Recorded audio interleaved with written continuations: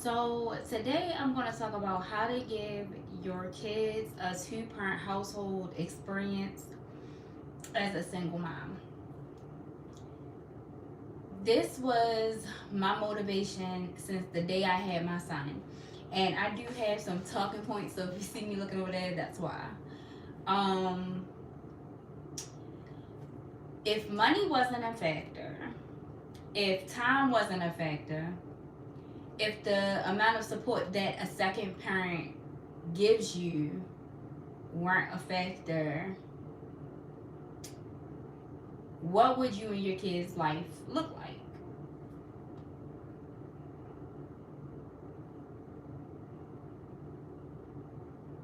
And why can't they have that with just you?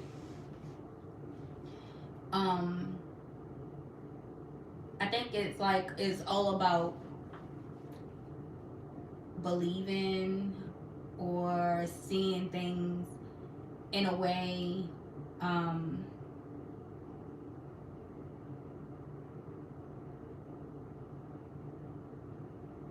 just seeing it in a way that it's possible, and then taking action on it. But I'm gonna go ahead and get into a few other things. So basically,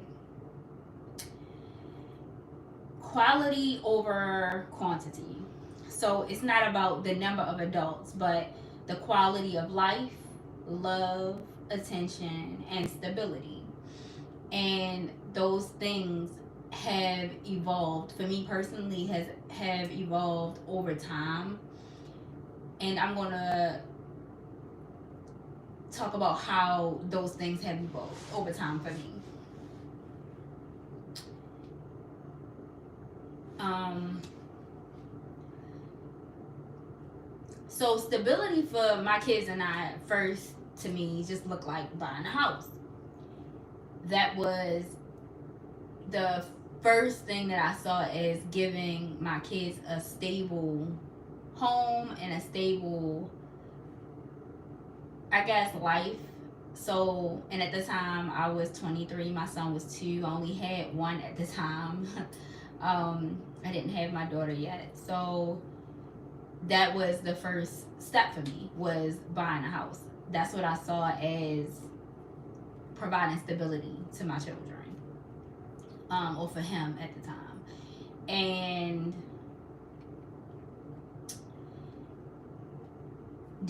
I believe that a single mom can embody both being a nurturer as well as a provider. And let's talk about, and I guess, in a traditional sense, when it comes to like roles, a lot of times the man is looked at as the provider in the household, and the woman or the wife, or in a traditional household, is typically the one that either stays home with the kids, and if she does work, she's still the one that pretty much handles everything that, or most of, I'm not gonna say everything, majority of what goes on with the kids. So, and a lot of times I've even spoken to some married women, and a lot of times the father is sometimes not even as present in the kid's life. They sometimes literally just provide. That's all they do. They pretty much provide the financial stability, if that. I've spoken to some wives that isn't even the case. But just talking about in a traditional sense, that's pretty much how the traditional roles looked at.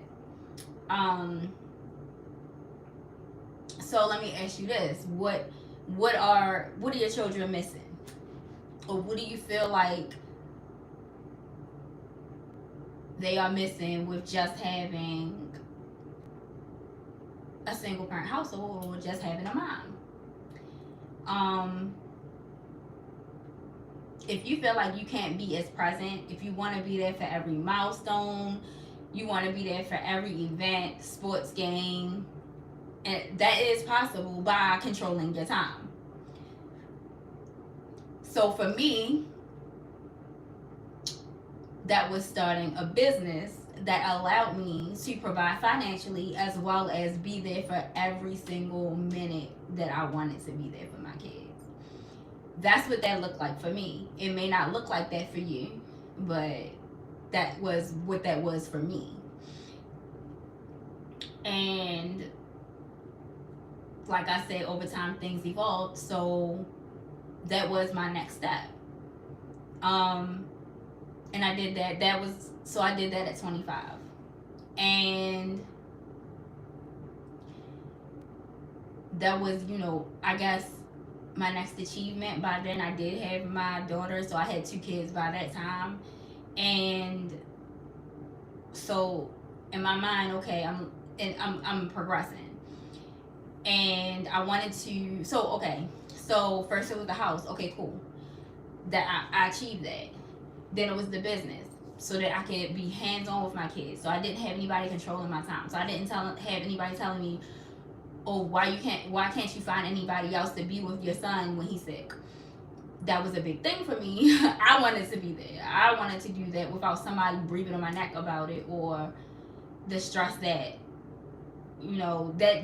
that specific job came with, which is why I got into entrepreneurship in the first place. But I feel like I need to be grateful, because if it wasn't for that experience was horrible for me. So if it wasn't for that experience, I may not be where I am today. I may not have been so determined not to get a job and push in entrepreneurship, because it wasn't easy, especially in the beginning.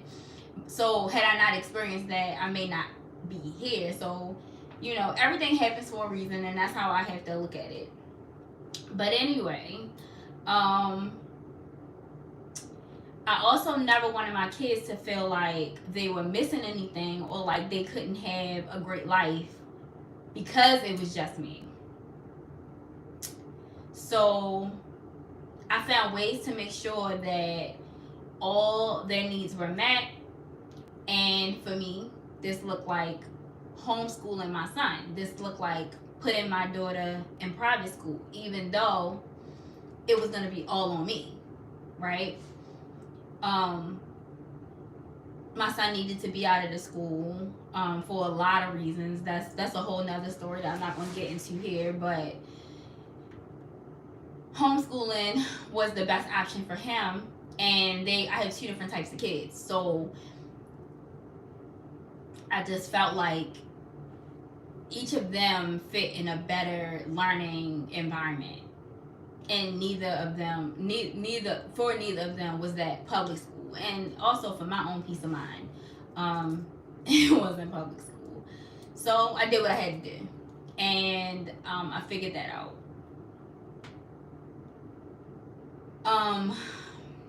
If I want to also say, if there are things such as practicing sports with your kids that you're unable to do, then it may be time to include friends, family, mentors, coaches, the community. There are always options. Yes, you're alone in the sense of you're raising them, but you do have a community. It's always, community. If you look around, you really take a good look around, and it's something that you aren't able to do, or something that you aren't able to provide, such as, maybe you aren't athletic and you want somebody to practice certain things with, say it's your son. There are guys around. Just look around. It may be your brother. It may be your dad. It may be, I don't know, a coach, like I said. Just community in general. It could be a friend. But keep your mind open to what else there is out there. Don't look at everything as what they call it, like glass half empty, so that you're so focused on what you don't have that you can't see what you do have, or the experiences that you could have, or are that right there for you. You just aren't taking advantage of them. So Okay, so another thing is designate quality time for open communication, teaching morals. Um, so, and I'm going to also, like, every time I say, give you like a point, I'm going to touch on like what that look like for me so that you'll have an idea, even if that isn't what it looks like for you. So, for me, this looked like individualized time with each of my kids at least twice a month. Where I went out with them one on one. If you pick up your kids from school and you have just one, that's the only time that you really have to have that one on one time with one of them. Take advantage of it. This can look different for different moms, and so, and I also had them together once a week. So that was time that I spent, quality time that I spent with them, where I had the important conversations, where I had you know, the open communication, and want them, allowing them the time and space to talk to me about things that maybe I seem too busy for, or I seem like, my mind is somewhere else at the time. And I feel like it's extremely important to make sure this is in your schedule somewhere. I talk about it in like some of my videos, but just making sure that that is in your schedule so that you are giving them that individualized time. Okay, self-care. Self-care is important. And now for me, this was every week and sometimes at night when they were in bed. Because if you aren't taking care of you, how are you going to take care of somebody else? um, that is, I mean, and I feel like moms, single moms specifically, especially, typically neglect this part. But you are just as important as the life that you are providing or want to provide for your kids. So make sure that you're taking that time for you. Make sure that you're taking that time, the me time, the whatever that looks like for you. I don't care if it's going to get your hair and nails done on a Sunday, whatever that looks like for you. Or just reading a book at night when your kids are asleep and you have some time to yourself.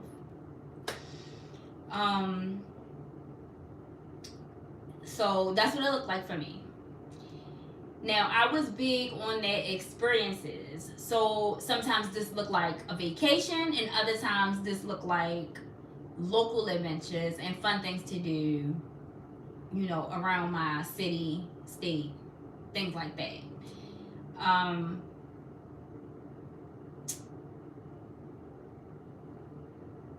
It's important to provide these experiences, and you should just think about what that looks like. Again, this is all about you and what you want for your kids. So that's just what it looked like for me. But think about what that looks like for you and implement it. Encourage independence and support their dreams. And I think that's a really big one. Now for me, this looked like whatever they expressed interest in, I bought what was needed for them to indulge, or allowing them to experience it fully. So for my daughter, this was sports and photography. For my son, this was video games and animals. My son actually has a pet sitting business, and I encourage that. It actually is people that come to us now when they're going out of town, or whatever. But as long as it could be in casual conversations with people that supporting whatever your child's dream may be.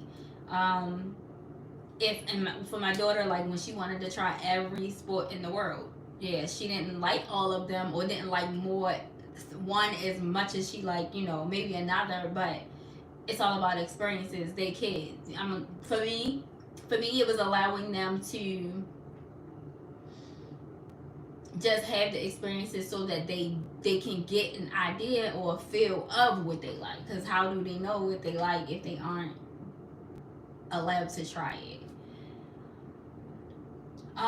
So anyway, I'm gonna wrap this up by saying, remember, the ultimate goal is to raise happy, well-rounded, and loved individuals who feel secure. So